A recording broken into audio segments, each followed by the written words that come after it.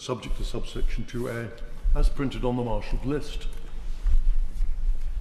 My Lords, I've been sitting for the last 8 minutes next to my noble friend, Lord Lansley, and I'm slightly concerned with what he's saying, because I think he's accurately painted a picture by which there's going to be a drift, there's going to be an expectation, there's going to be a move towards mandation by Natural England for an EDP.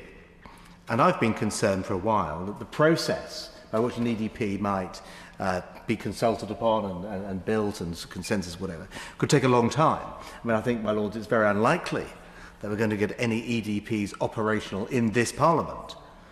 Such is the process that's outlined with multiple rounds of consultation and so forth. So I paint a picture, an alternative picture to that of my noble friend, Lord Lansley, where there's a developer who just has to get on. This site, which he's trying to develop, is eating its head off in interest. There might be actually demand for the homes, who knows? They've got to get on, and they can't afford to wait for that third year. And so they cut and run, and they go with a private operator under the Habitats regulation, a proper scheme. I'm not talking about shortcuts, but they can get on with it. And I think the problem with mandation is they could end up paying twice.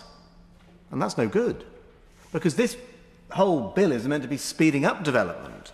And if they can have a route to developing more quickly, whilst delivering the environmental benefits without going down the EDP route, it should be open to them. And I'm just concerned that the mandation and the slippery slope towards mandation being the default position, which my noble friend has laid out, would actually see development being slowed up when it could be speeded up. Because who wants to pay twice? Rather than get on with it, they hold back on the supposition that in due course the EDP will somehow come to the rescue. And this is working against the role of private sectors in innovating and bringing new techniques. It's reinforcing the notion that only Natural England, that dead hand of the state, has a monopoly on how these things should be delivered. And I think that's dangerous. So I'm not going to talk against my noble friend, but I don't feel he's entirely covered that double jeopardy point, which is the logical conclusion of the amendments he lays.